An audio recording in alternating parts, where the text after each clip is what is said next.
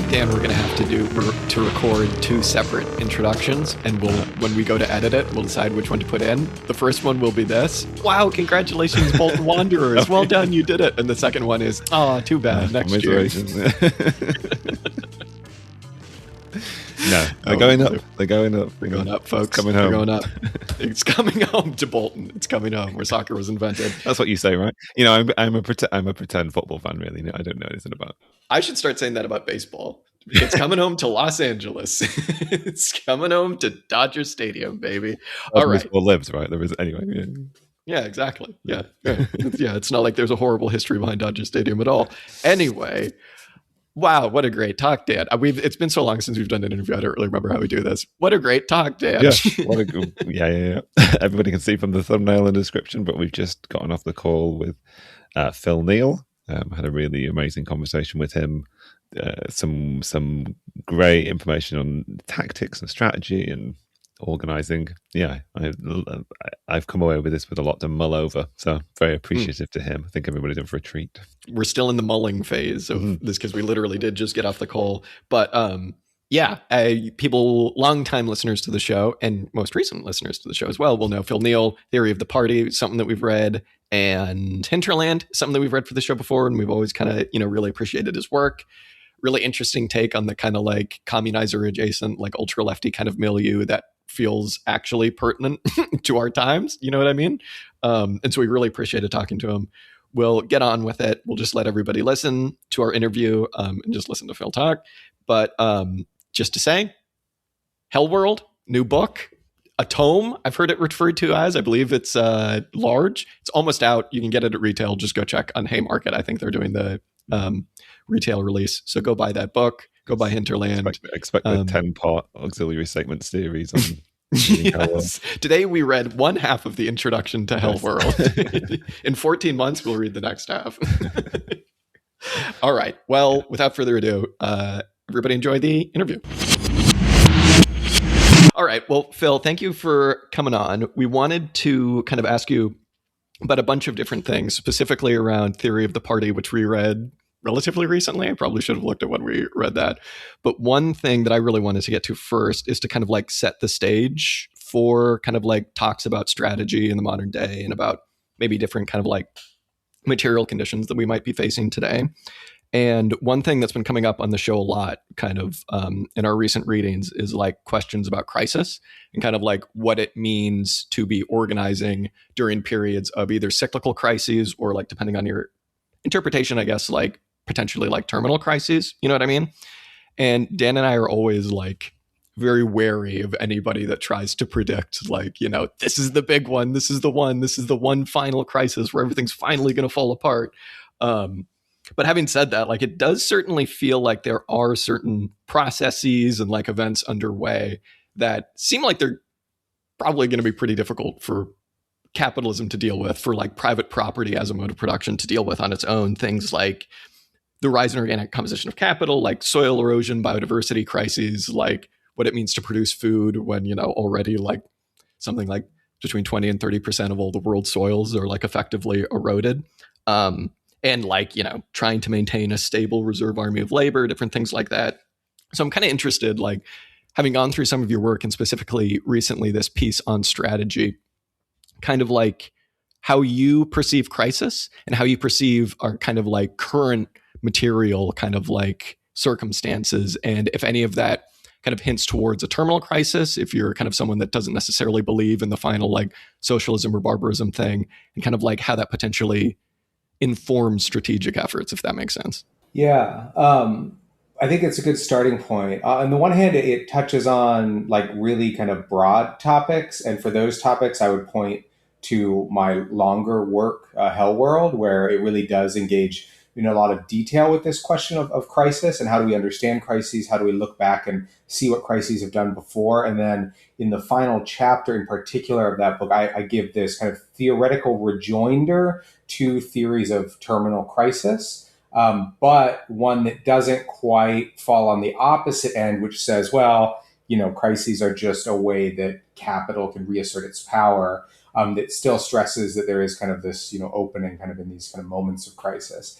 The rest of the book also details some of these other ideas that come from figures like Robert Brenner and Makoto Ito, the idea of having this sort of long crisis or long depression or secular stagnation in kind of conventional economic terms, but this idea that there's kind of this secular kind of crisis tendency. And so it's a question of how do we relate these kind of momentary singular crises to this kind of secular crisis tendency over time.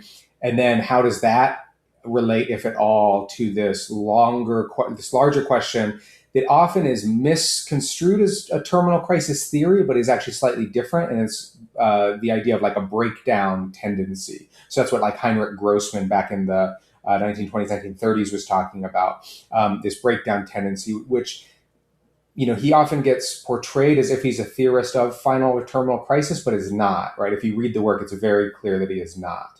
But he's talking about this breakdown tendency, which is a little bit different. So I actually theorize crisis in Hellworld. I talk about basically people are not talking about the same thing when they say the word crisis a lot of the time. And that's the first problem, I think. It gets spoken of in three different registers. So the one is crisis in this conventional sense of like we had in 2008, we had, you know, the global financial crisis, however you want to talk about it. And then in 1990, there was the Japanese crisis. And in 1998, there was the Asian financial crisis. These momentary, you know, spots where there's an individual crisis. And in conventional economic theory, they're kind of empiricists in the sense of like, well, each crisis has these unique causes, and it could have been fixed by certain policy adjustments, right? And then there's kind of a Marxist approach to it, which says, no, there's like this consistency between them. You see this pattern where there's an industrial boom, and then that boom kind of levels off, or there's some sort of over-financialization, like these sort of arguments, right?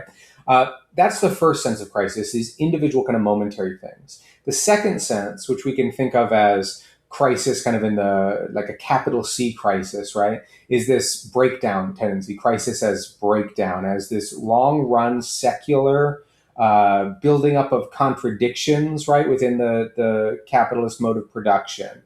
And it doesn't necessarily result in a terminal crisis, right? It's not this moment of final crisis, but it is the idea that over time, these inherent contradictions, these inherent like incompatibilities or irrationalities in capitalist production, the social organization of capitalist society, they get worse and worse, and that does something, right? And different theorists kind of understand what it does differently.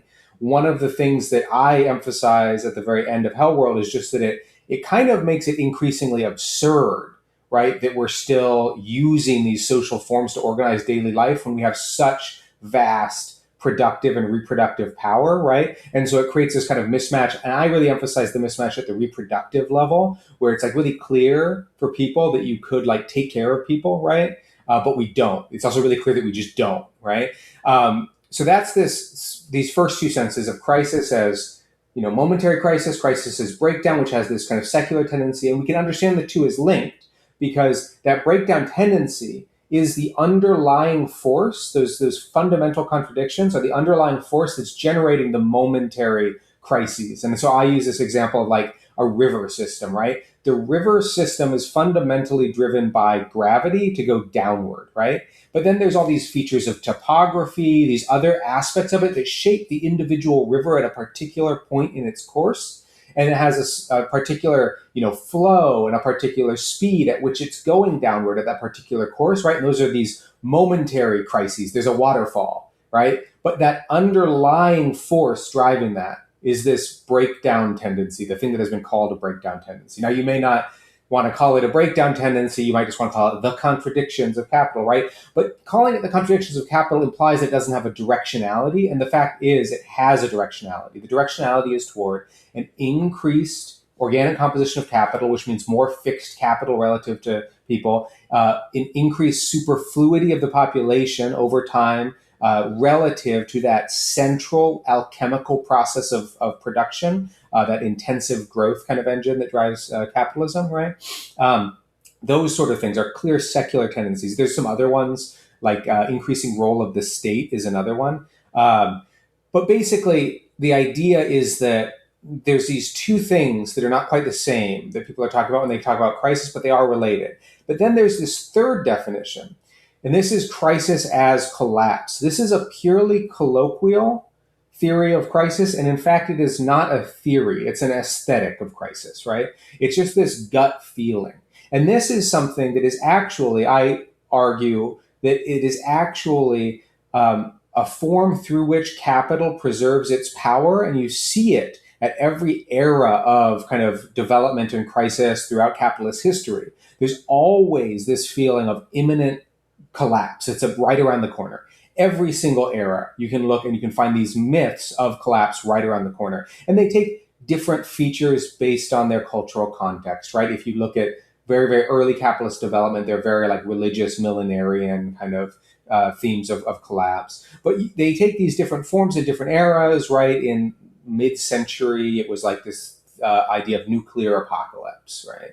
Like there's just this idea that it's imminent, it's around the corner, and that conditions a certain subset of politics, which is basically the same in every era. And it's this particular type of utopianism, a secessionist utopianism of escaping to the edges where you'll survive in some sort of archipelago of little commune structures, right? And that I argue is actually, first of all, not only it is kind of a weak or toothless form of opposition to capital, but in fact, it is a form through which historically capitalist society has extended itself and deepened itself, right? By literally encouraging kind of settler colonial advances into these edge peripheral spaces, but also by creating these kind of dynamics that lead to new forms of production or new forms of like weakening of working class opposition. Yeah. We can think of it like this really intricate connection, right, between like hippie culture in California and early tech culture. I think is actually very indicative of how this pattern has worked in kind of a modern period. If you look way back, it's basically just like a classic settler colonial thing where these utopian kind of colonists were an incredibly important part of driving this settler colonial frontier.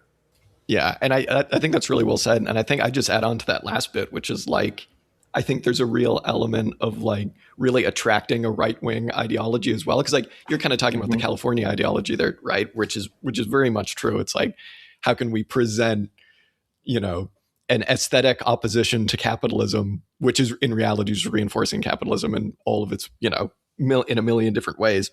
But I think there's also like a real right-wing element to kind of like collapse fetishization where it's like, only the strong survive. Society needs this kind of like purification in order to get stronger.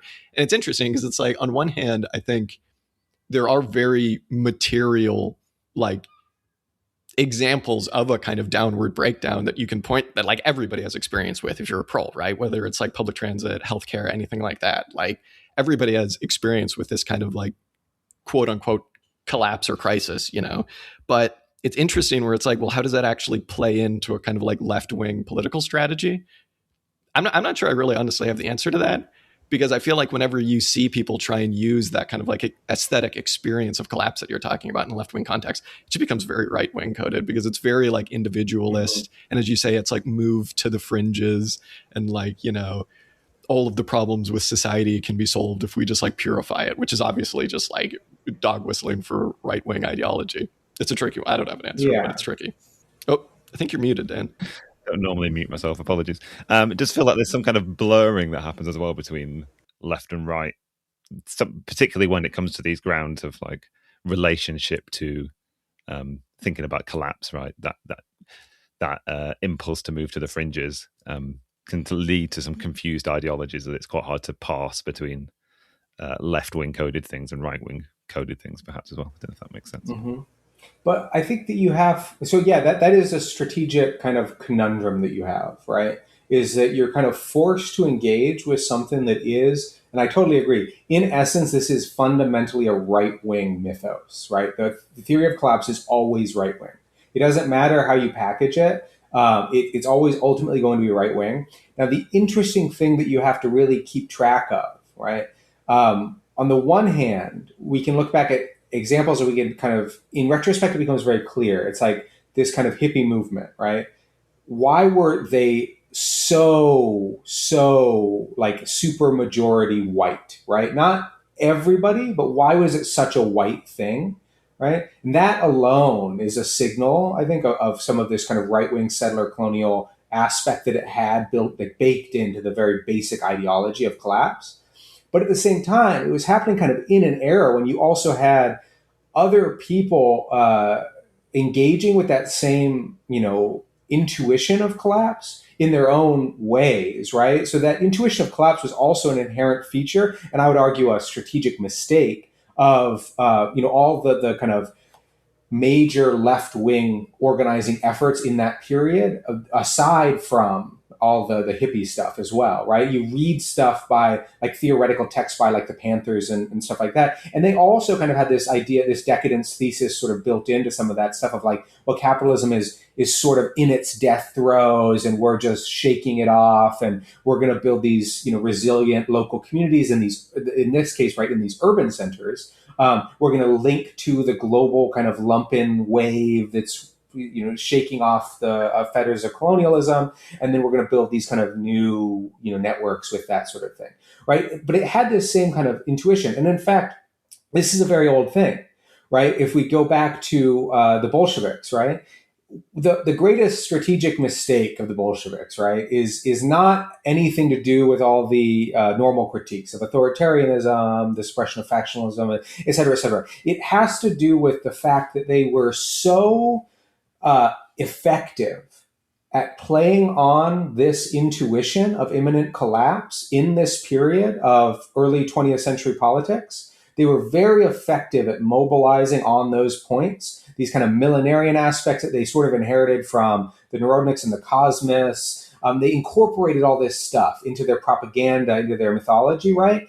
And the thing is, it's not wrong to do that, right? When you are doing propaganda work, right? When you're strategizing on how to engage with masses of people, you are always forced to engage with parochial forms of consciousness, right? And that includes these aesthetic intuitions of collapse. You have to engage with that stuff to be popular. When you don't do it, no one gives a shit about what you're saying. It doesn't matter if it's right. You're not able to advertise yourself. You're not able to communicate yourself because you can't engage with popular cultural currents, right? So the Bolsheviks were very good at this, right? They're very good at all this cultural signaling, looking cool, having cool cutting edge graphics, engaging with this popular intuition of decadence within the capitalist system, some sort of new thing coming, the new man, right? Like all this stuff that was super popular at that time. They engage with this really, really well. Now, where the error is not that they engage with it at this popular propagandistic level. It's that several of the core kind of theoretical minds of the era and the people doing the strategizing, the organizing, they also started to kind of believe it, right? They also were still thinking, well, yeah, this is the final stage of capitalism. It is decadent. It is just kind of collapsing, right? We are destined by history, right? The Deus ex machina is going to step in and give us victory as we advance into Western Europe in this series of revolutionary waves, right? And because of this idea, because it was accepted at a certain theoretical organizational level instead of just the propagandistic level, it led to serious strategic miscalculations across this whole series of revolutionary fronts, which led to defeats, which led to the reconsolidation within, the Soviet Union alone, which led to the theory of socialism in one country, which led to all of this other stuff that we usually kind of ascribe to it. So I think the idea is that strategically you have to engage with that stuff, but you also have to not believe it, right? You have to actually engage with it in a way that as people come more internal to whatever the partisan effort is, the partisan network of organizations, they should be disabused of that concept of crisis as collapse, right? Even if at the same time you're kind of forced to engage with it at this sort of public level, right? You're going to be recruiting from, whatever the weird, trans gun club thing that develops is going to be, or like there's a million of these things all across American cities now. Where the thing that we have to, I think, look out for, the really key turning point is when a lot of those themes get adopted outside of that usual bastion of like white people afraid of the cities, right? When you start to see a bunch of like black proletarian youth forming their own little like survivalist clubs, right? Like that sort of thing, I think is where you signal, okay, this has real mass purchase at this point. Something really is ideologically going on, and we have to engage with it in some sort of way. But our form of engagement with it over the long term is to, again, sort of disillusion people over time as they learn more about what is the actual kind of Marxist theory of crisis, and point out that no, crises reinforce the power of capital as well.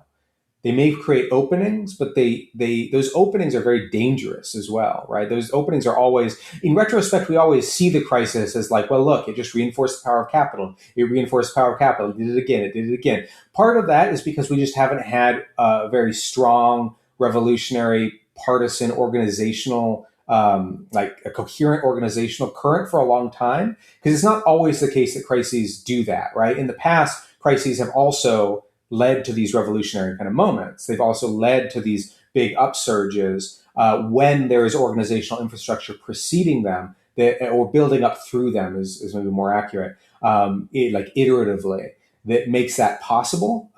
In Hellworld, I quote from Tronti quite a bit, from Mario Tronti, who talks about this as like, there is this kind of like opening and this consolidation where you can get sort of this proletarian development through the crisis, through this working class power built through these kind of moments of crisis. But when they're defeated, often that even like little victories, like the gaining of certain, new wage rates or workers' rights within a new labor relations system, those then become the form of defeat of that movement, right?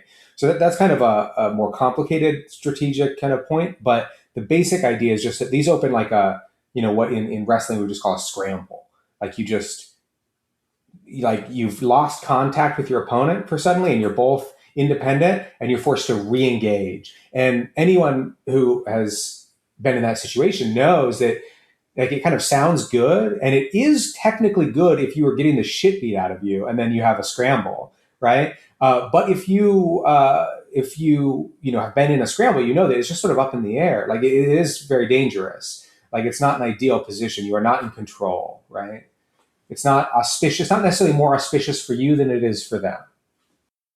Yeah, it's as somebody who grew up in kind of like a hippie town. I think your point about like really questioning why it was that these supposedly like not even nominally really anti-capitalist struggles, but these struggles that were supposed to be like anti-society, why they just wound up like completely reinforcing society, and it's just tune and drop out, right? And that's something that I think like as organizers, you really do need to kind of be wary of, because it's this very individualist, like, well, I'll just work on myself kind of attitude. You know what I mean? But it's interesting too, right? Like, I'm kind of interested to know how those kind of like individual tactical struggles in your mind kind of that are informed by crisis and are increasingly like becoming more and more common kind of like across strata of the proletariat. Like, I'm interested to kind of know how you get from the kind of, I mean, this is just the question everybody has, right, about organizing. Like, how do you get from the quantitative struggles to the like qualitative change in this is now like a full-on class struggle. This is like class war. This is something that is actually against capitalism.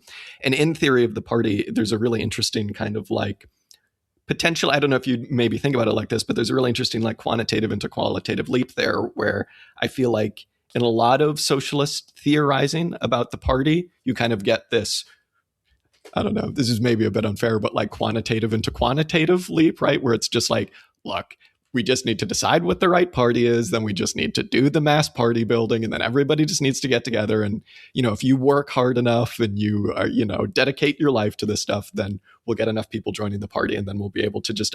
question mark, do socialism. But there's this really interesting interplay in your essay about like how tactical struggles kind of are very ephemeral, but at the same time also kind of like adapt themselves into a kind of like wider class consciousness. I'm wondering if you could kind of speak a little bit about the relationship between like tactics and strategy, if you think of that's kind of like a fair way to kind of make, if you think that's a fair distinction, I guess, and kind of like how we're able to grapple with conditions on the ground as they are, not how we want them to be, to kind of eventually get to this point where we're no longer, trying to get your like shitty manager gone, or like you're trying to get, better wage rates, you're trying to like get the cops to stop like militarizing the ghetto or something, and how you eventually are able to try and build that into like, as you would call like the is it the historical party? I'm getting all three of them. The Communist Party, capital C, capital P. Yeah.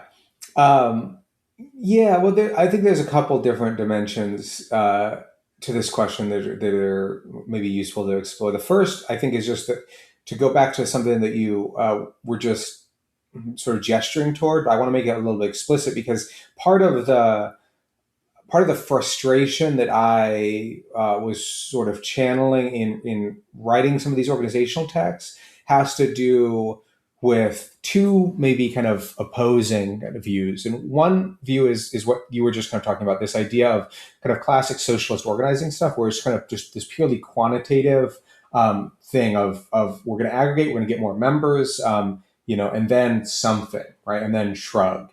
But it's sort of this really weird question, because I've asked people like this, right? And if anyone is familiar with sort of the current nexus of debates within the left or whatever, within the Anglosphere, there's like this big emphasis on, and this is always true whenever there's like a mass uprising for the next several years, people are going to talk about like organization as this kind of general fix for like, well, why didn't it work? Right? Well, if we had an organization, right? But then it's kind of like, what do you mean by organization? And they're like, well, we need to do this, and this, and have this sort of command structure, et cetera, et cetera. And the thing is, I'm always like, okay, that's fine. That's great. I'm interested in hearing like what you want to organize, like what that looks like for you. One problem with that is that they all sort of do this really weird thing where they inherit the exact same like Cliffite version of democratic centralist organization, which has nothing to do with how the historical Bolsheviks organized, despite its claims to the contrary. Has only ever organized small Trotskyist sects that have the same character in history, right? And doesn't appear to be tactically competent, or has never really been tactically competent in any sense. So I don't know why people just adopt this one. I think it's just that's kind of what's around or what appears to them.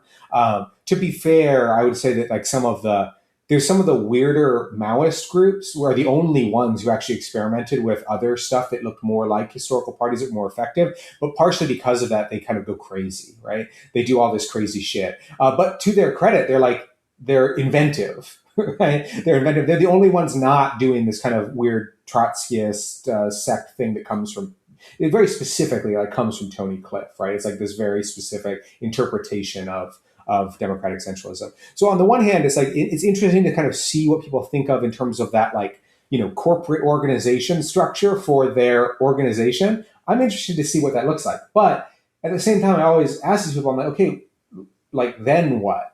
Like you get all these people to join it, then like what are you going to do? Like what is the action that you will take with these many, many members that you will have in the future? And it's always just this kind of crickets. Like it's very, very vague. They either have no idea, or you realize that it's a really stupid idea. It's like this very conventional. Well, then we could. So on one side, it's like, oh, we could get people elected into office, and then they could make these reforms. Like what? Like you don't like you clearly you do not like you are not a Marxist, right? You have not read this stuff.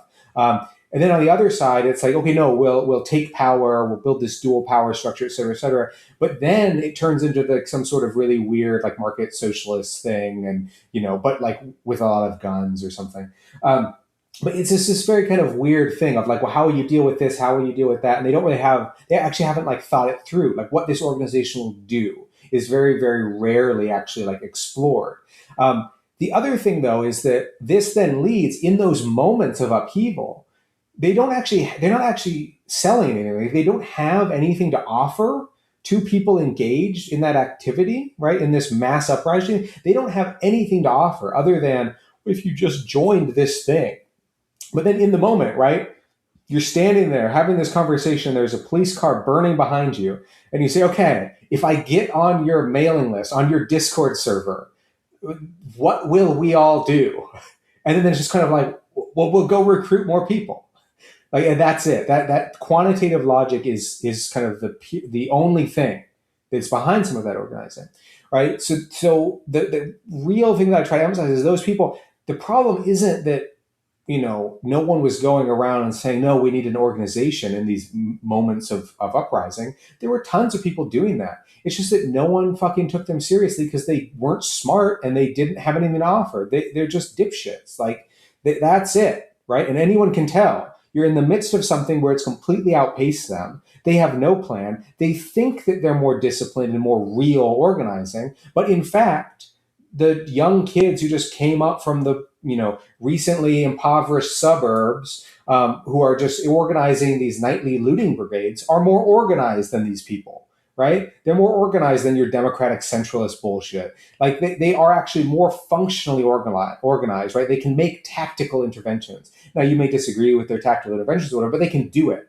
Whereas these other people, they can't do it. Like, they literally just can't organize. So in terms of organization as like a verb, they don't have it, right? They have this weird organization as a formal noun, but all it means is you're on a mailing list and you do some ritual activities.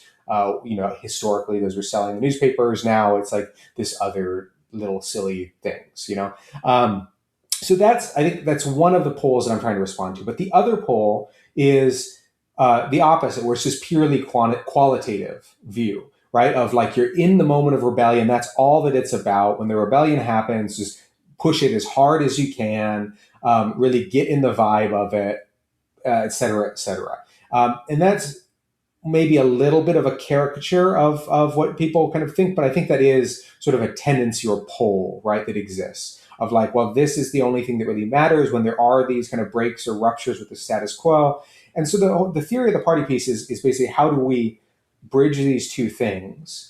And on the one hand, I think that the qualitative side is actually a little bit more correct, in the sense that it at least acknowledges that these moments of mass politics, these mass upheavals, are an absolutely necessary gateway for partisan politics. You cannot build it without those things. And if you try to do that, you actually become effectively a conservative force. So that's one of the really key things that I develop in the theory of the party piece. And then I have on my like Substack blog, The Planetary Factory, I have this piece called Masses, which talks a little bit more about like the thinking behind that. But it's this idea just that, that ruptural moment is really central, right? But it isn't sufficient. It's necessary, but it's not sufficient.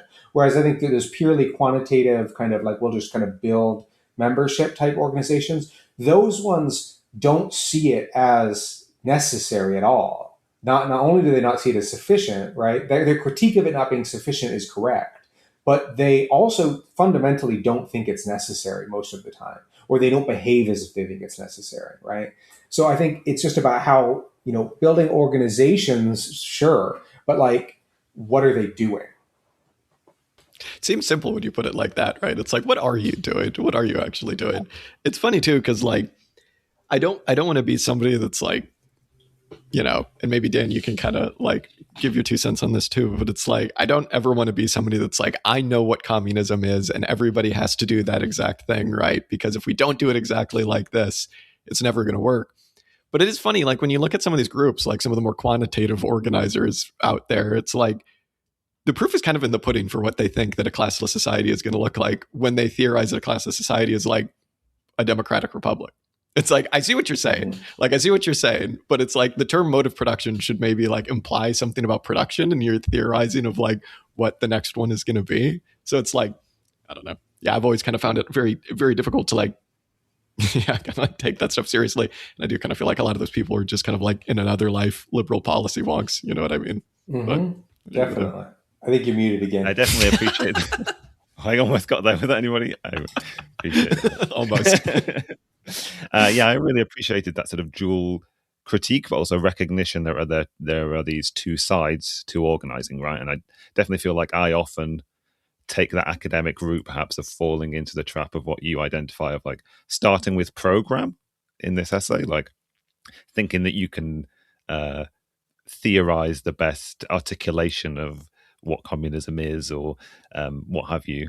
And something that I've always struggled with in the past is looking at I guess we'll say like the rebellions of the last 15 years, or say the street movements perhaps, and trying to understand how they can be turned into something that we would recognize as part of the communist movement, right? Because they always seem, for me, quite a long way away from that, perhaps because I'm not participating in them and I'm sort of in my academic arena, I suppose. Do you think there's a place for, I get the impression that you do think there is a place for some of these sort of forms of organizing, maybe not the sects necessarily, but there are other political parties on the left who might have a different approach to organizing, where a process for them to engage those kind of more rebellious movements? Or is it something, this movement toward communism should be something that's generative or generated in the rebellious movements? I guess what I'm interested in is how you articulate that process of moving from what you call, I guess, pure subsistence struggle into like something approaching a communist consciousness, I guess, and where the place is for people like myself who might want to do formal organizing from a party adjacent position, I guess. Yeah. Well, one of the key things that I really emphasize in that piece and in some other pieces on organization is also this idea of like, there's sort of this weird phenomenon that happens where we speak of ourselves as very external to the class, right? Which you can maybe understand when you look way back again at examples of like the early German Social Democratic Party, the Russian Bolsheviks, right? Where you really are talking about people who have backgrounds that are very, they have this level of intellectual training that was really uncommon in the population at large, and specifically among the peasantry and the proletariat at the time. They maybe even came from like noble backgrounds, right? Or they were part of this, in like the Chinese case, they were part of this landed gentry class, right? So in that sense, you could sort of understand how back in the day they were sort of arguing, well, we're sort of outside of the proletariat and we're entering into it in this certain sense. Even when a lot of them kind of weren't, they also had been proletarianized, but they hadn't quite acknowledged it yet, right? But effectively, many of them were doing basically proletarian occupations, just at this kind of reproductive level. And it it just hadn't quite clicked, right, culturally. But today, I don't really think there's any excuse for this. Like, I know very few people who are coming into left-wing communist organizing spaces from outside the class, from like literally outside the class, right? Like you have to be fairly rich, first of all, to actually be fully outside the class. And then, of course, class itself is this kind of polarity, and there's a bunch of weird specific positions within that polarity. But the idea that they have is just, first of all, they have this very strange idea that if you have some sort of reproductive occupation as like a teacher or, you work in healthcare or something, or mental health support, right, that you're somehow not in the class, you're not in the proletariat, which is absurd. But then they also have this idea of like, well, maybe if you're like a professional, right, you're not proletarian in some sense. And on the one hand, we have to, like when you're doing like day-to-day ground level organizing, obviously you need to be very attentive to there's minuscule levels of like unevenness within the experience of class and people's differential access to like, income and all kinds of benefits and things like that. Like those are really, really salient facts, but that's completely unrelated to class. Right, in the sense of like that, these are not different class positions. These are different positions within the class, right? Within this generally dispossessed class. The fact is, if you are selling your labor, you're forced to sell your labor to make a living, to depend on money. You are within the proletariat, period, right? And maybe you could argue there's some weird positions. There are, if you're a landlord and you're really living off of that income, then that's maybe a different position, right? If you have so much money that you could invest all of it and live off of the investment income, but you also just choose to work. Yeah, maybe like you are technically a capitalist, but you're like a working capitalist or something. Like there are these kind of ambiguous positions, but I absolutely guarantee you that the vast majority of people that you're kind of pointing the finger at within these leftist scenes that say, well, you're coming from outside the class, that's bullshit. They're just like a fucking teacher. Like it's, they just, maybe they make more money than you. Like that's what you don't like. And it's fair. That means that they don't have maybe the best grasp of how life is for most people. True. but also you probably don't have the best grasp of it either, right? Because you aren't living in some poor country, in some rural area, trying to make a living off of, selling some stuff on the roadside to passing cars, right? Which is maybe like the actual global average of the proletarian condition. If we added it all up, it's something in between that and some sort of traditional idea of like a factory worker, or like a in China, Waimai guy, like a Uber Eats driver. It's something in there is like the global average, right? But the idea is just that when we're understanding who we are, we actually have to understand, okay, we're part of the class. So our activity is also proletarian activity. So why are we doing what we're doing? And what is its relation to this other thing that's going on? So the second part of this is, where do communists come from, right? Where do communists come from? And the thing that I argue in these pieces is that these moments of upsurge, one of the really important things that they do is, by breaking down this kind of status quo ideology, they also create communists, right? They also create people with this partisan affect who are then driven to do these intellectual endeavors of figuring out, like, what is the society that we live in, right? Called capitalism. Like, how does it work? What does that mean for how we organize these things? This thing that I was part of, it failed. Why did it fail? Does that have anything to do with how this society called capitalism works? How these things failed in the past, right? That process, what is that process, right? That's a process of, you can think of it as self-separation, maybe, where some people within the class become conscious of themselves being within the class and being within capitalist society, and then they seek to intervene back into those conditions of the class to transform it ultimately, right, in this revolutionary social transformation. That process of self-separation, or what I refer to in the theory of the party beast as formalization, right, is that you whether or not you think of it as being a formal organization, as soon as you and your friends start to talk about what might we do when, tomorrow night, when we know that there's going to be a big riotous gathering, what might we do? And then you start to ask, after the big riotous gathering stuff fades out or gets repressed, you then start to ask, well, what can we do to revive that spirit? Or what can we do now? Like, what do we turn to now? What kind of organizing do we do?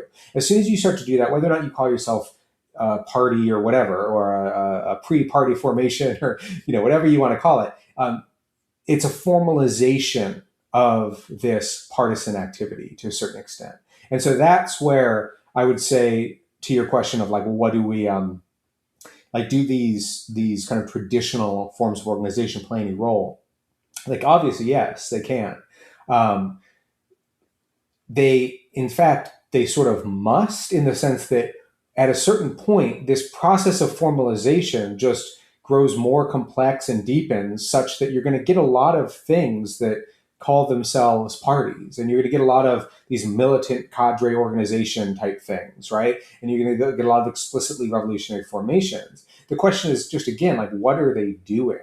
And I think that's really where we run into the problem in terms of concrete day-to-day stuff, is the fact that, and this is the thing that I don't think any of these formal organizations that call themselves organizations really have dealt with, because I'm astonished at what they're doing in terms of like above ground organizing. And I have no idea what their strategy with it is, right? Because it seems like they're just unaware of the fact that they are operating within effectively police state conditions, very similar to those faced by, like, again, like historic revolutionary parties like the Bolsheviks, right? Which had to go underground because of it. But because it's this weird kind of hyper-political scene where it's like, yeah, it's a police state, but we just don't call it that. And you're sort of free to say whatever you want, but everyone knows that you actually aren't, right? That you will get in a lot of trouble if you actually do, or you act like it, or you do what you say you're going to do, right? So then you get this weird sort of thing where you have all these above ground organizations that act like they can do the stuff that they're talking about above ground when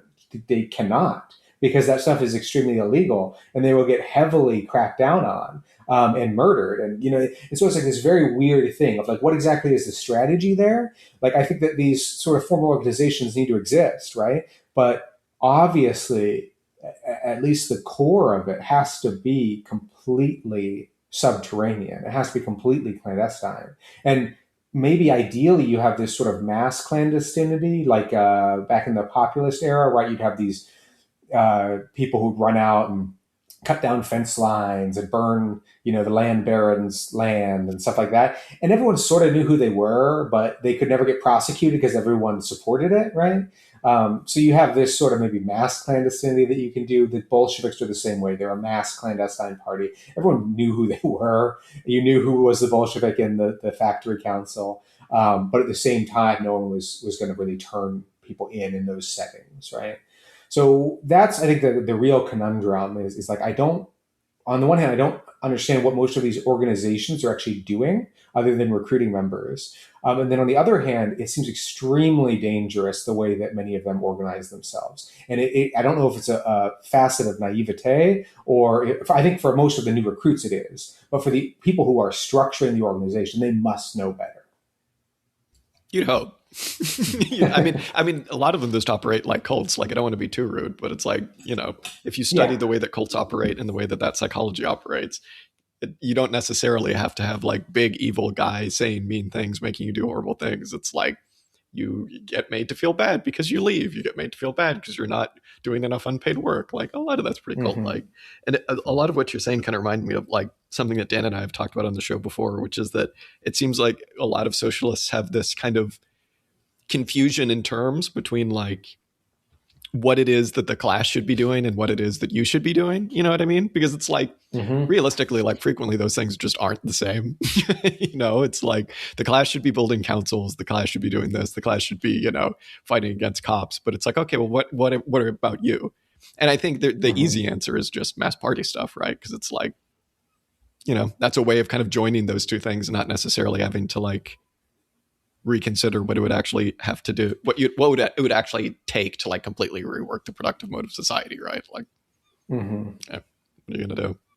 And it does feel like a strategy that's like adjacent to like bourgeois politics, quote unquote. Now you're attempting to form a political party that could conceivably put forward a program, participate in elections, like have some kind of, I guess the strategy of some parties, the non-sect ones necessarily, is to recapitulate the Communist Party of old so that it can do above the surface politics, as you say, perhaps under a naive assumption that they won't be repressed for doing that. But that seems like the strategy for me. That seems like the strategy that these organizations that one might want to participate in, like people around DSA and stuff who are Marxists, have this strategy of above ground politics kind of thing. Yeah, and I think it's an interesting kind of case where, like in the UK, for example, you did have this Communist Party that became a very big above ground or mostly above ground mass party, right? But also like that didn't work, right? And the same thing in like Italy, right? Under the PCI, the later PCI was huge. It was fucking huge, right? But it didn't work. Right? It did not work. Like Togliattism doesn't work. You like become that also has its own limits. Exactly. You become kind of this form, but you're also managing, right, the flow. And I think this is talking about Tronti. He sort of had this hope that the PCI would step in and kind of re-engage with its revolutionary legacy in the context of like the early Apparismo and factory conflicts and stuff like that. And it didn't, because it was in that position, actually because it was this mass party formal opposition sort of thing, it couldn't do that anymore, right? It couldn't take that on. And so it was sort of a misplaced hope.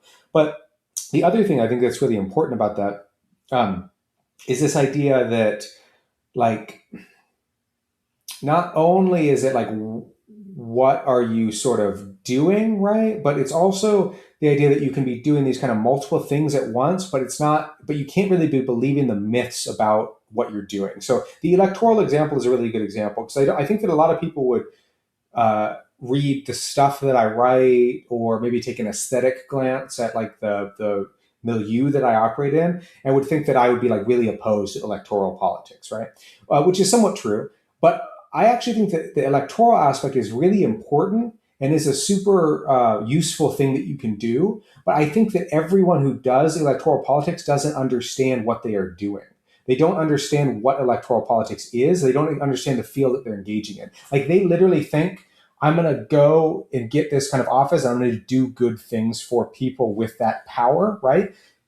As an elected official, you do not have like power in that sense. You have a very limited, kind of tightly leashed form of power that is bestowed upon you by the ruling class. And if you go beyond that, the leash tightens, you get pulled back into line, period. That's how electoral power works. It's not real power. It's just like this secondary, you're leashed to real power, and you can sort of pull it in some direction sometimes in this very limited sense. But what can you really do with electoral politics?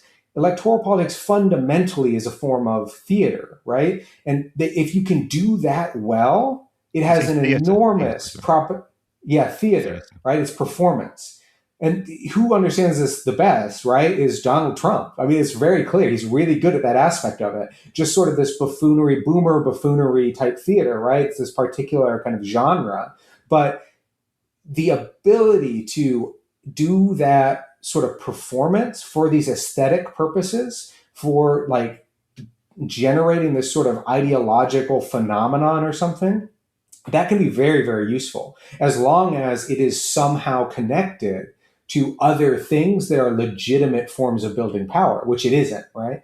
Even like Mamdani is very good at the political theater side of things. Like he does these press releases that are totally performative of, I'm gonna do it like with wearing this very working class outfit in this very working class place, and I'm gonna like take these pictures with these guys, these very working class like New York utilities people, and this is a very good form of theater. The problem, right, is that it's not connected to anything in the background. Like he actually thinks that is power, right? That electoral office is holding sort of power, and that it is transformative or whatever. When really it's just like doing really basic liberal city administration that we used to do fairly well, but then just got really shitty at. And so he's just doing it well again, kind of. And it's like, the capitalists will also like it because there's not going to be a bunch of fucking potholes in the road. Like no one really, it's not socialism, but the idea is that if you can connect, though, that form of political theater right to these deeper things.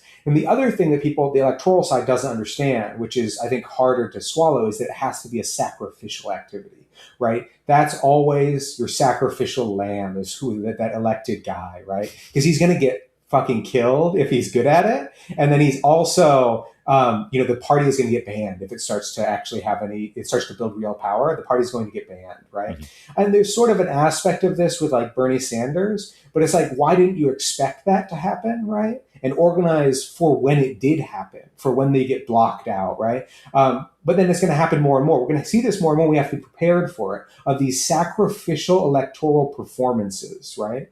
Because it's such an important part of the, like, I don't know, like religious aspect of like modern secular life, is this sort of weird political theater type thing of where everyone sort of pretends that the guy who has the power is like the president, and but everyone knows that it's really like these oligarchs, but you have to pretend, and everyone has to pretend. You don't have a choice, right? Because your life will get shittier if like the worst guy gets elected, so you have to play along.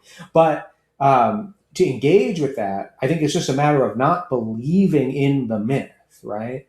Like not believing in the myth. It's the same as like, narrating your goals in like cosmologically recognizable terms, like when you're trying to build a revolutionary movement in like a foreign land or something, like trying to render it in these kind of local terms, drawing from like peasant millenarian experience, like these classic things that communist parties used to actually be fairly good at doing. We sort of have to do that, but with this really weird like electoral religious thing.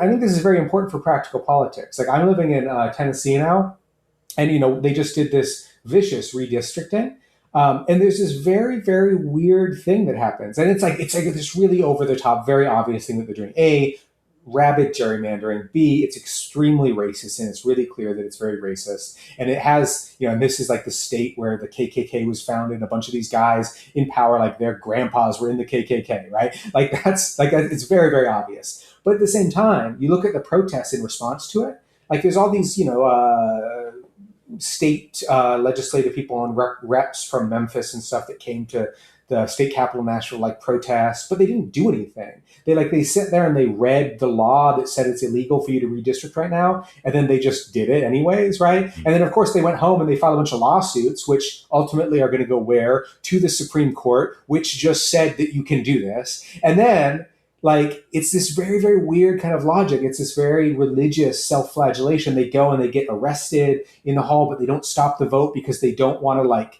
actually walk up and try to punch the guys voting. Like whatever you would have to do to actually stop the proceedings. They don't want to do it, right? They don't want to do any sort of violent activity. They don't want to organize independent assemblies of citizens. They certainly don't want to organize independent militias of citizens, like any sort of thing that would build actual power. They don't want to go into factories and organize shutdowns of production, right? But then they sort of vaguely think, yeah, we need to oppose it and stop it. But it's how? Just literally, how are you planning to do that now when it's so clear that you've been shut out of this, administrative position that you held?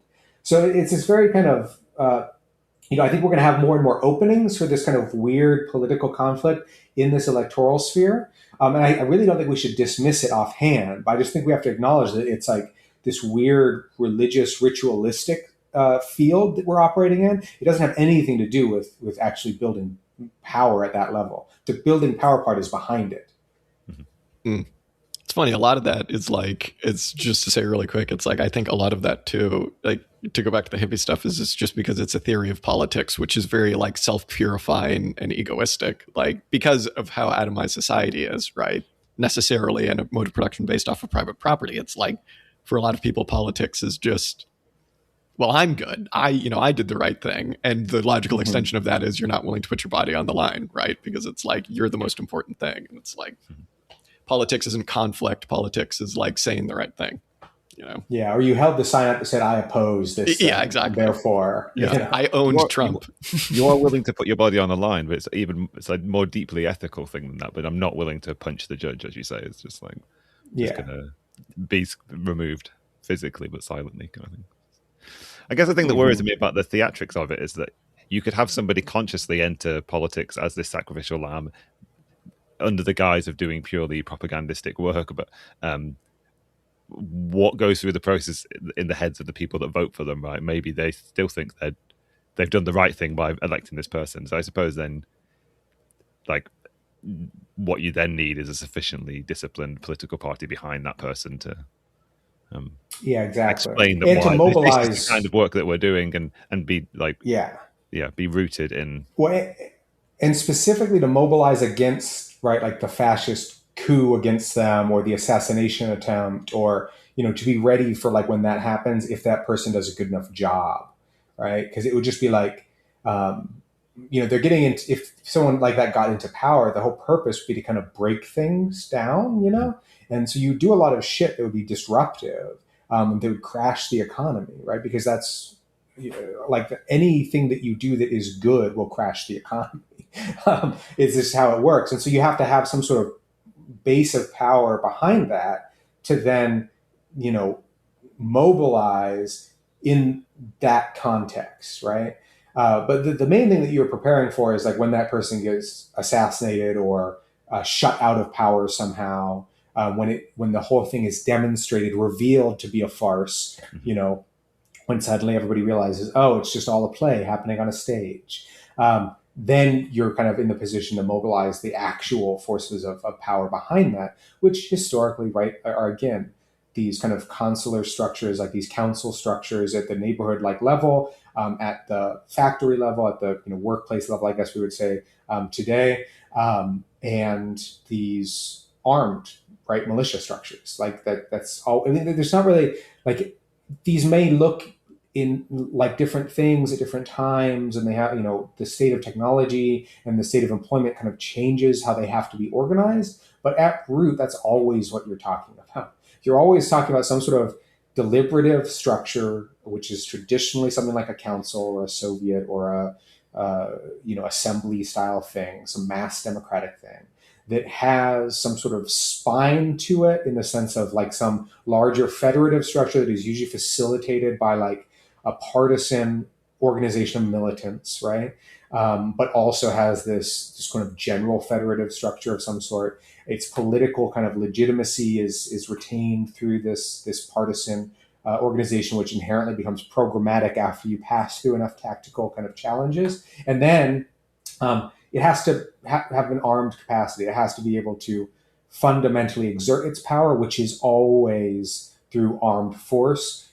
Ideally, it's always defensive fundamentally, but it has to have an offensive capacity to be defensive, right? But in terms of that programmatic aspect, because I think this is kind of what you were getting at earlier, is like, what is that function of having this sort of programmatic aspect? And I think today the big problem is people think that programs emerge from the mind, right? They think that programs emerge from like thinking really good about capitalism. And in part, yeah, you have to think really good about capitalism. I'm 100% behind that, right? You do. But programs don't emerge from that, right? They're influenced by that process that is going on in the background throughout everything happening. Programs are iterative things that accumulate certain strategies out of tactical inheritance. What do I mean by that? I mean that like you get to a certain point where you have an organization of a given size and you're literally asking, what can we do with this many people with these sort of capacities, right?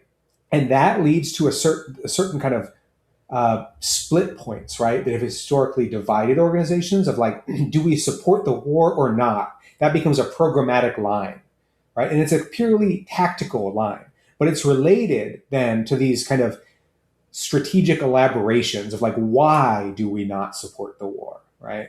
And then that has to do with how we conceive of capitalism, how we think of the process of revolutionary organization, right? So at every moment, you're making these tactical decisions, and then you're maybe elaborating them into these kind of programmatic strategic things. And you have to be thinking about what capitalism is, and you have to be very critical about that, because I think that's one of the things that, especially among the programmatic organizations, they're shit at. Like they literally just they don't read Marx, they don't even read Lenin when they're all Leninists, right? Like it's very, very clear. And if they do read it, their reading comprehension is in the gutter. Like it's just they clearly don't know how to read.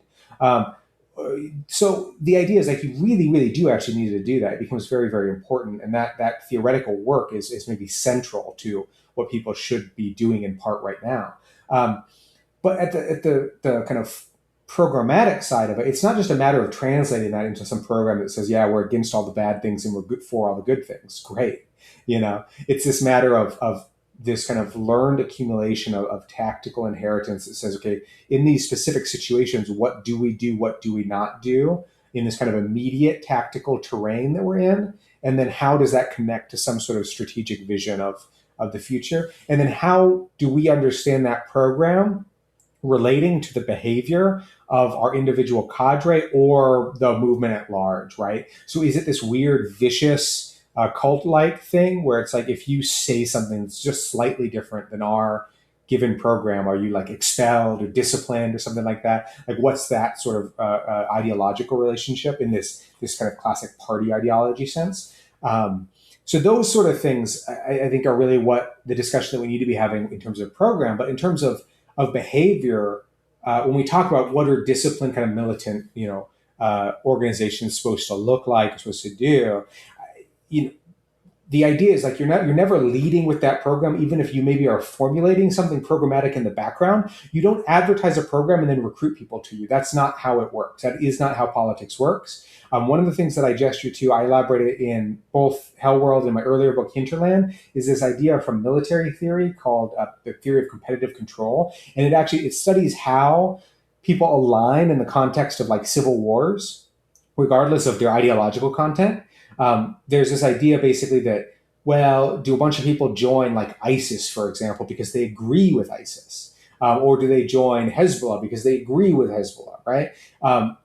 And what these kind of military theorists argue is like, no, that's not what we observe on the ground. What we observe on the ground is just that like Hezbollah became very, very competent at providing basic stability and social services to people in a context where its main competitor, which was the Communist Party, was getting destroyed, in part because it was fighting them, but also because of global Cold War stuff in the US and all that, right? So, and then it was the only force that seemed competent in this context of civil war. It was a competent at fighting Israel and defending people against Israel to a certain extent, right? And then it was competent at providing basic goods and basic stability and services, et cetera. And that's why people would join an organization like that. And then those people kind of ideologically align themselves after the fact. They say, okay, well, yeah, I'm going to go to this study group or whatever you guys want me to do. And I'm going to learn the terms and I'll sort of absorb the ideology from that, right? Or in other cases, it's just vindictive. It's like, well, I really hate Israel because they killed my brother and you guys are fighting Israel. And if I join you, I can go kill some Israeli soldiers, right? Perfectly fine justification. Like that sort of idea is really central to how organization works. The other thing, of course, is the kind of advertising aspect. Hezbollah has great visual design, right? Like it has this great kind of aesthetic language of what it's doing. That's very important. ISIS was really good at that too, right? And these are right-wing, far-right organizations, but we have to always give them credit for that, because if you look at successful left-wing organizations, it's the same thing. The Bolsheviks always looked cool. Like that was a very important part of their organizing, is looking cool, is acting cool and competent, right? So there's this idea of like, what do organizations kind of do, right? It's not that they advertise the program and if you agree with it, you join them.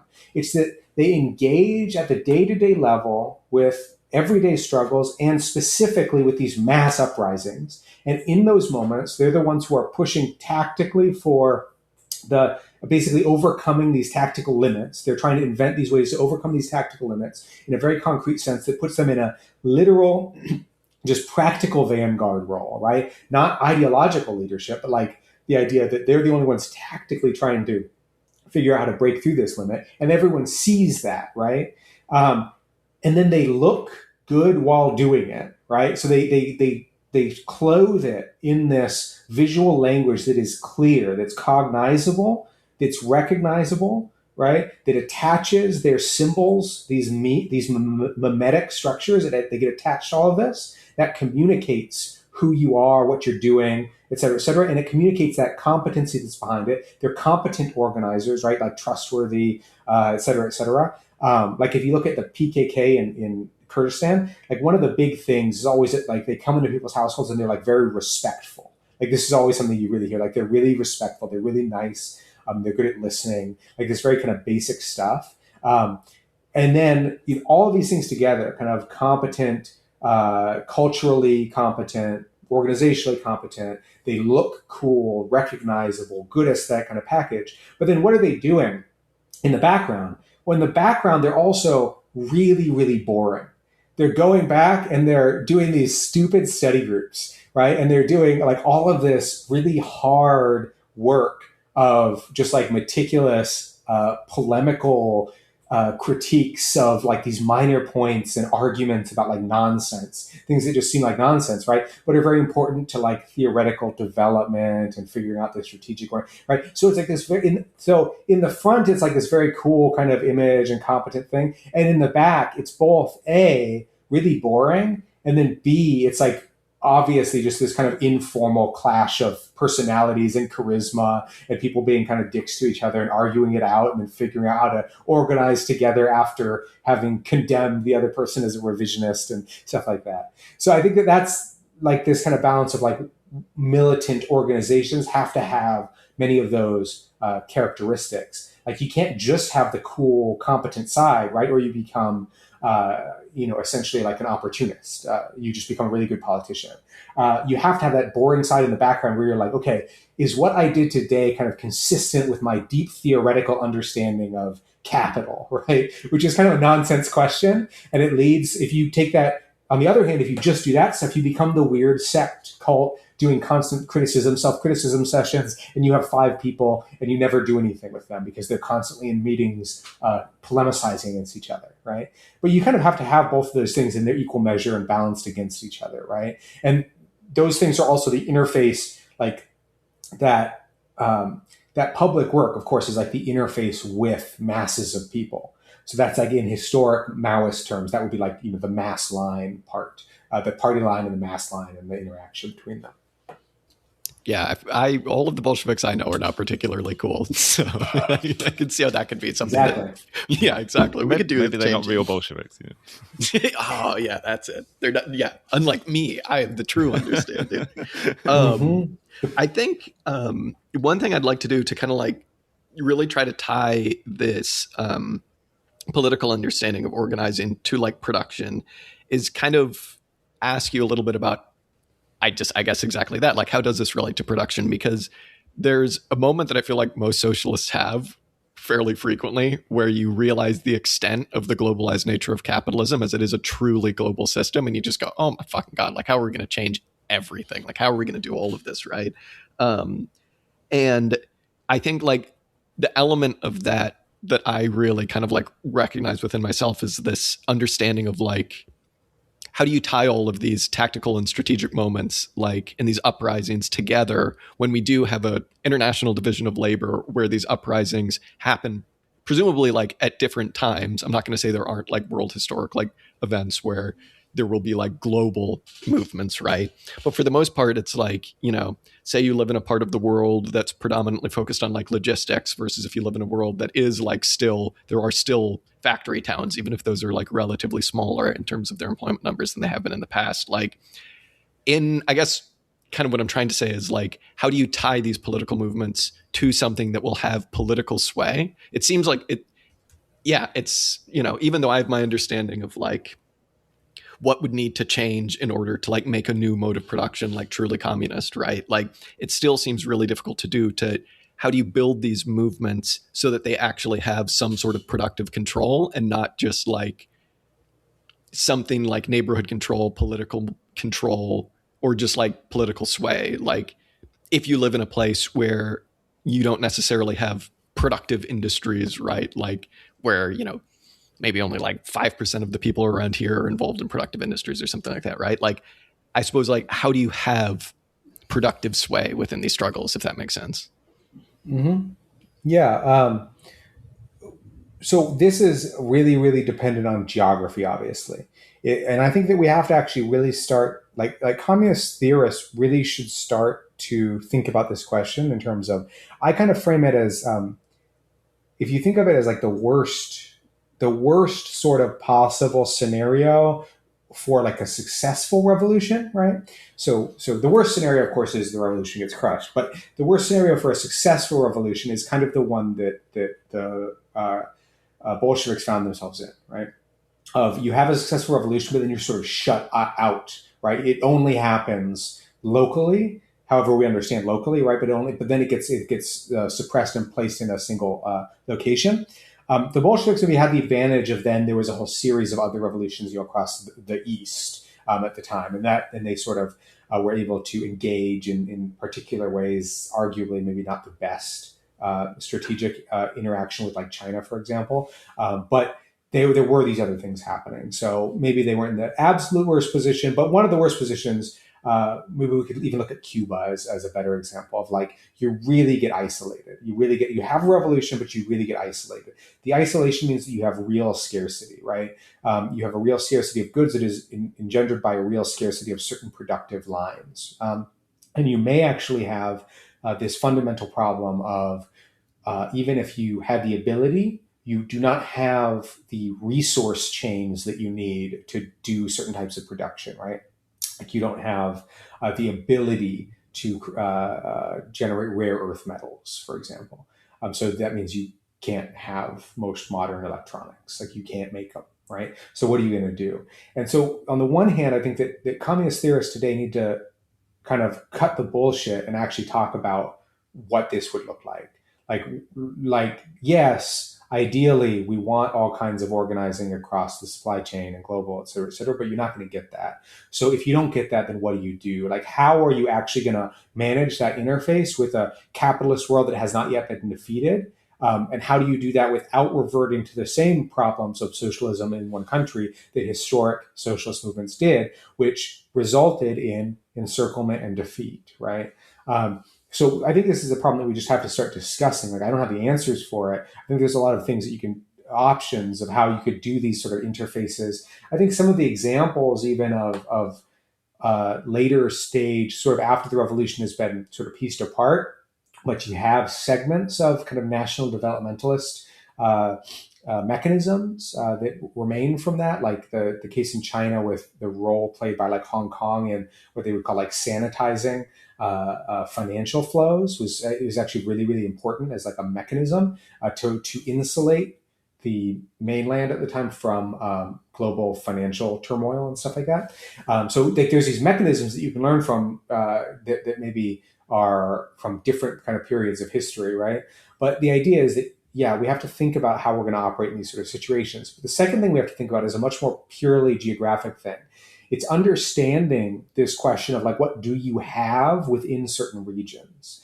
So if you did have a revolution in this given area, what amenities, what productive amenities would you have? What would you not have? What resource chains would you have to be able to rebuild comprehensive supply chains?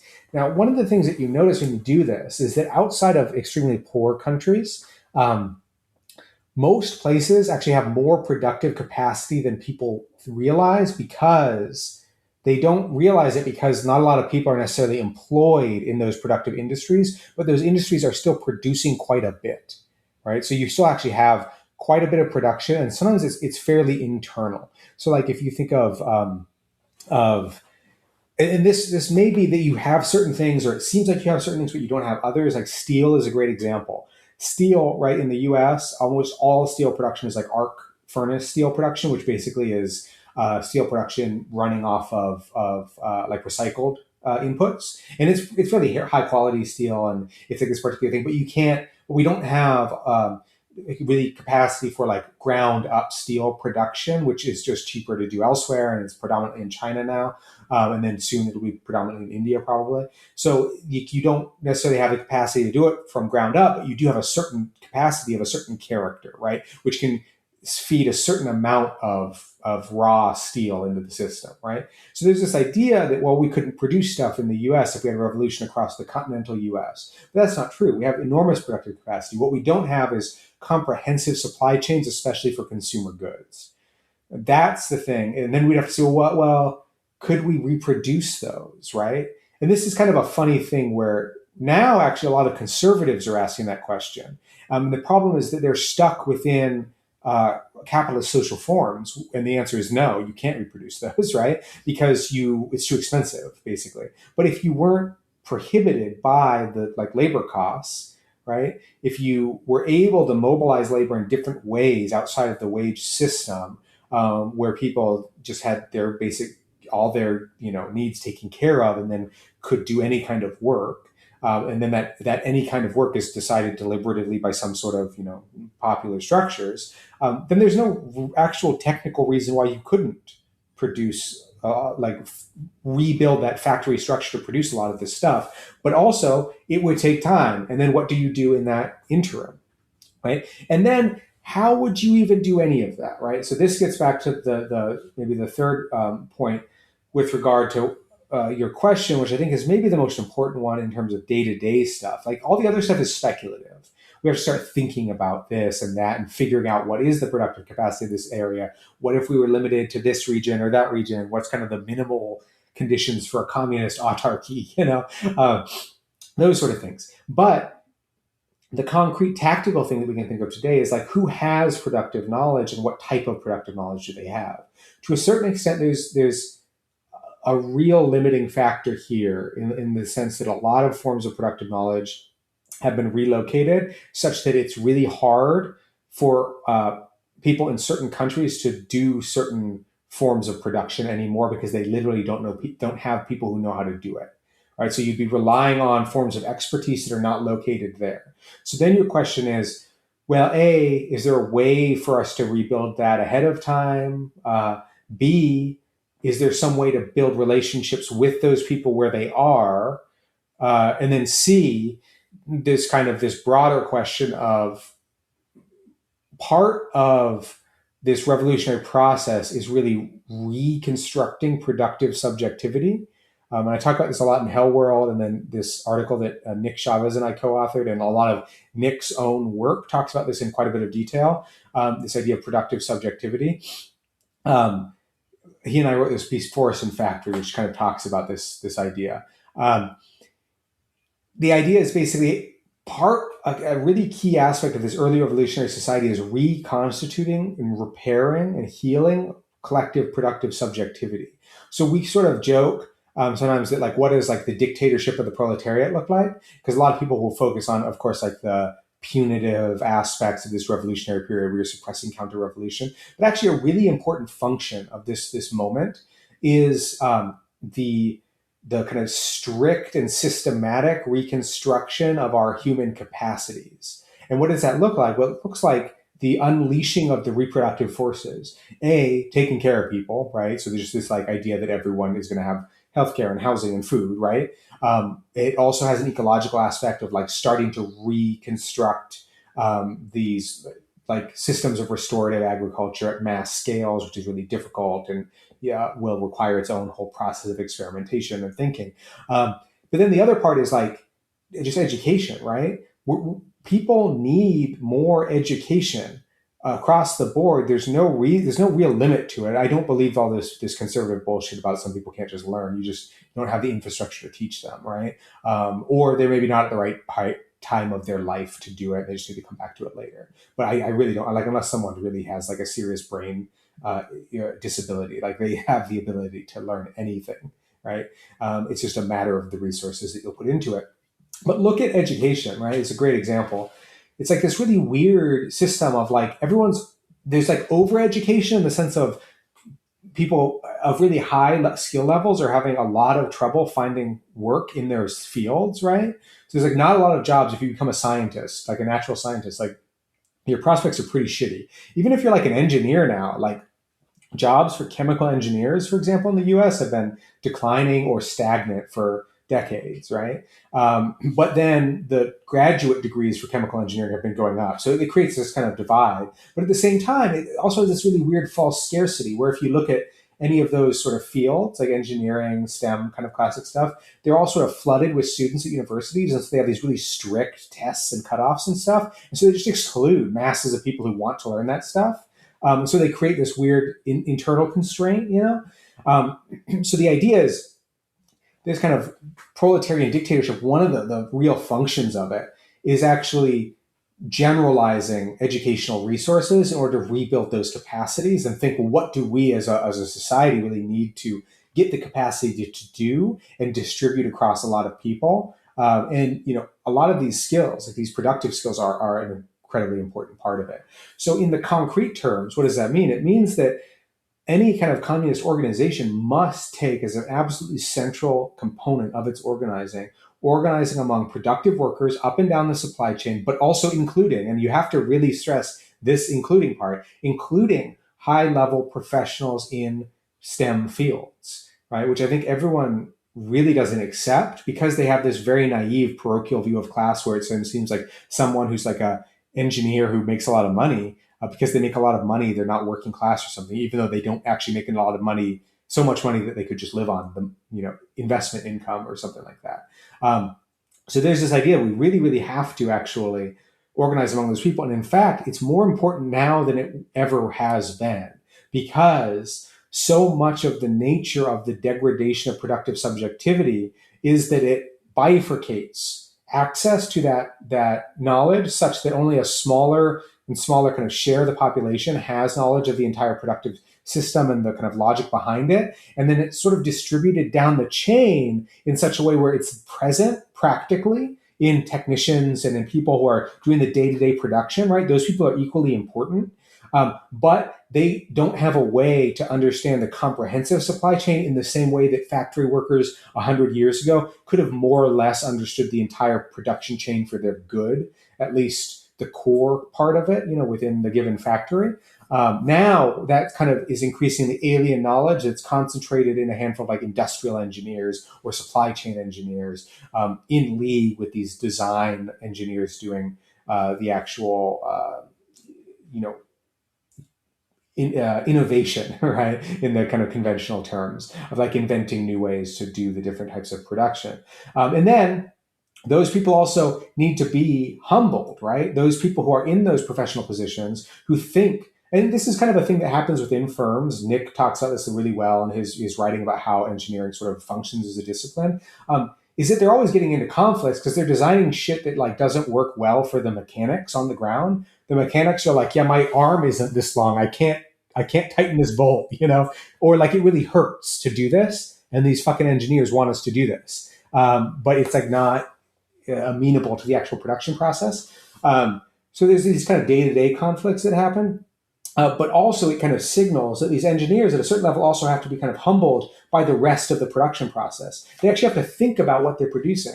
And I talk about this most recently with regard to the AI industry, because I wrote this book about the AI supply chain, basically, because there's all this labor that is going into it that people don't acknowledge, but also these engineers don't seem to acknowledge it, right? They know that it needs to happen, that all these people have to do annotation and training work that's really kind of miserable and dull, and in fact will be enforced in like a sweatshop-like fashion in many of the poorest areas that it's happening, and people do it without job security, without healthcare, et cetera, et cetera. And it's like tens of thousands of people for like any given model. They're using inputs from like tens of thousands of people doing this work. And these engineers are sort of designing it, and it's just sort of a checkbox of like, okay, well, we need this many annotated inputs for this to work well because it produces this output in the metric for performance, right?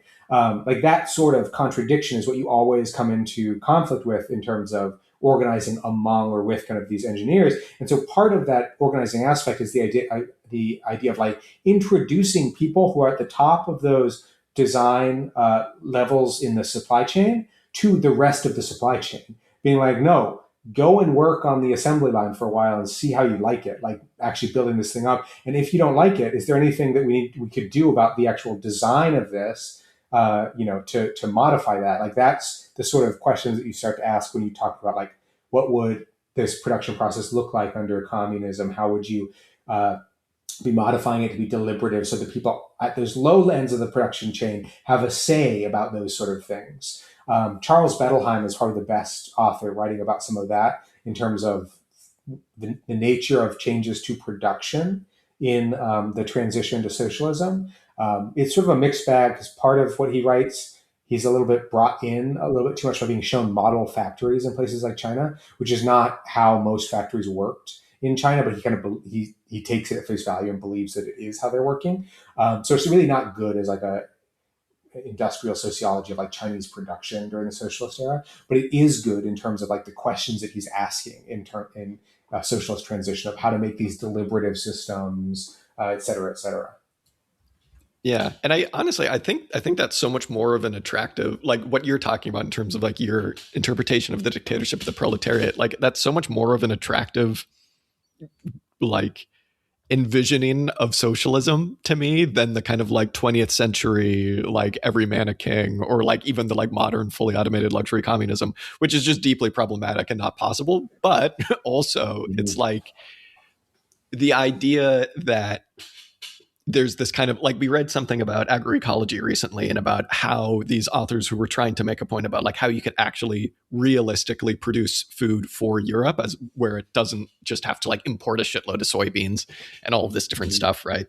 And they talked about this idea of what they called an innovation pathway, which is like, well, here's some of the things you'd want to do, and here's how you could do it, but realistically. And I think they were kind of like trying to imply they were talking about socialism without actually using the word socialism. They were like, once you kind of have a society that values like utility and producing things ecologically, like you would have a lot more people who are capable of contributing to the gigantic productive apparatus than you do now, where there's like, all of these like obstacles in your way if you want to be a scientist, if you don't come from like a specific class background or something like that. But then like there's also, and this is kind of how I have come to kind of think about socialism a lot, is like one of the main things you need to figure out is how you can kind of reward people's labor in like a directly social way, and how you're able to do that without the commodity form, right? Like how you're able to kind of like directly just go, okay, you worked. And so you're able to kind of like get from society what you want, right? Like that, we might call that like low communism or something like that. But to me, like Dan mentioned this a while ago when we were talking to a friend of ours, like a long time ago, about like when you're in capitalism, if you're a pro, like you don't really recognize that what you're doing when you get up every day is contributing to the reproduction of society. Now, like obviously we don't recognize that because of indirectly social labor, because we're in competition with other proles, blah, blah, blah, blah, blah, blah, blah. And the main reason is it's just a society that we haven't created democratically and one that we don't necessarily respect or appreciate. But like once you actually are able to kind of like show people through kind of like a change in a mode of production that like what you're doing is contributing to a society that you do want to see, like, and you get rid of all of the opportunity costs for becoming a scientist or whatever, like whatever it is that you want to do, like, yeah, you'd expect so many innovation pathways to open up where communism becomes, if not more productive in some sectors, like just a much more like attractive society, right? And once you do that, it kind of ties into your idea of like what the dictatorship of the proletariat is. It's like, that's where you really start to see that current production relations are really holding everything back. It's like, what would society look like then? Yeah. It's like, to me, that's so much more attractive than just like, you could have whatever you want. Fuck it. You could have as much money as your boss, right? Like, yeah. And it's also this idea of like work will have meaning again at this fundamental level because of what you said, but also because like there will not be all these bullshit jobs. Like you don't have to, like your job doesn't have to be like telling kids that they didn't get financial aid or denying people's healthcare requests. You're not like that job won't exist. That sort of bullshit won't exist. And so then, people, it'll sort of be this thing of like, well, what do you want to do? If you obviously what people want to do is generally going to have this aspect of being kind of socially recognized and useful and et cetera, even if it's maybe like a little bit like personal or whatever, or you do maybe have to deal with the leftovers of anti-social selfishness, et cetera, et cetera. But I think that actually, I don't think that's as huge of a problem as people think it is. Because I think that if you just let people, like those people who are really like adamant, like I want to just be lazy and not do anything, you let them do that for a month and they don't want to do it after. Like the vast majority. There's a few real diehards who are into it, right? And maybe that's its own thing. It's like a respectable social position just because it's like, wow, you really don't do shit. But I think that the vast majority of people will be like, okay, I'm a little bit bored. I want to like do something. And then the something that they'll do will invariably be kind of like useful. Even if it's like, I want to make art for people, like that's nice. That's a social utility thing. It's respectable. And then, there's all these other questions that I think are really concrete things that, again, we have to really start thinking about and not just kind of defer like, well, we're so productive now. Well, we don't really need this lower stage of communism or whatever. I think that's really not true. We're very productive, but that productivity is not evenly distributed. There's going to be all these mismatches geographically with what we have and what we don't. You're going to have to really intentionally plan like what skills we need to be building, what sort of activities we need to be doing to get these long-term strategic goals, like agroecological goals, and then be balancing those against like, is this work fulfilling for people? Is it miserable? Is it too hard? Physically, how can we make it easier? I think there's a thirst for that stuff, but at the same time, we have to be really conscious about like thinking about how we would manage those sort of things. And that brings us back to these questions, which again are these classic questions of socialist organizing that became sort of not very popular to talk about, but I think we have to talk about them, which is like labor voucher type systems, labor time accounting systems, like these sort of things where you sort of have to deal with it in the one hand because you're coming out of this monetary system, which is just the cosmological norm for people. And so maybe you have to ease them out of it. But at the other hand, like you are going to have actual scarcities, and how are you going to deal with those in a way that's not like brazenly unjust to people, just like the government, the thing that they think of as the government, which may not be a state or something, but is coming and taking this stuff and putting it over here because, and then it turns into some nasty racism or geographic inequity thing, like you're going to have to deal with those sort of things. And there's a lot of lessons of how you maybe do that or how you might fuck it up. Right.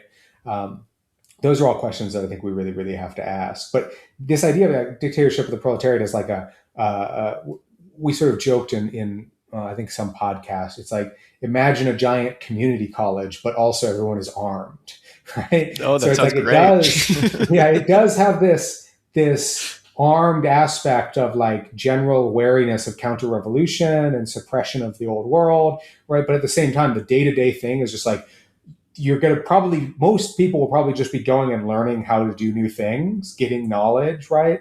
And taking care of each other, Yeah, and most laziness just comes from people not feeling useful. Like, yeah, I don't know. This is kind of a funny, just to kind of touch really quickly on what you were talking about bullshit jobs. One of the ways I got out of doing like retail and stuff was by getting a while ago, this a different job than I have now, but it was basically like public sector administration at a university. And part of my job back then was setting up, I was helping out with like all the administration around exams and stuff. And I didn't realize until I actually started doing it that the way that they dealt with like medical students in exams was, before all of the exams, they would set their like government mandated pass rates. And then they would design all of the exams for like, maybe everybody knows this is how it's done. I didn't know this is how it's done. They would design all of the exams to be like, okay, we need this many students to fail. And then they would like go through with exam boards at the end and be like, okay, well, the student was technically right, but like, we kind of need them to fail. So they weren't actually right. Like, it would be fine if they were a doctor and they thought this. And I just remember sitting in those meetings and being like, really, this is how it works? But yeah, anyways, what are you going to do? Anything else we want to touch on, Dan, you think? I'm feeling this has been quite comprehensive. I really enjoyed it. It's been good. I must have been listening, but... Yeah, it's been really, really great. And we'll put ways for people to eventually buy Hellworld when they can. But yeah, we can just vouch for what we've read on the show, which has been Hinterland and Theory of the Party. So yeah, all very much worth reading. So thank you very much, Phil. Thanks for coming on. Yeah, thank you all. And like I said, yeah, Hellworld will be out soon. There's a bunch of little things I put on the blog called The Planetary Factory, if you search it. And there's a bunch of elaborations on especially these kind of theories of organization that are going up there now, as well as a preview for, I mentioned the AI book briefly. That'll probably be out early next year, I think. I just submitted the first actual manuscript, but there's like a whole early draft up there as well for people who are interested in it, of like the whole thing. It was an article that kind of got out of hand, so I have the long article version up there that's a little bit rough, and then I wrote it up a little bit more into a book. Cool. Well, when it comes time for the big financial crash, all centered around AI, we can all read your book, and it'll all be great. Cool. All right. Thanks, man. Yeah, thank you.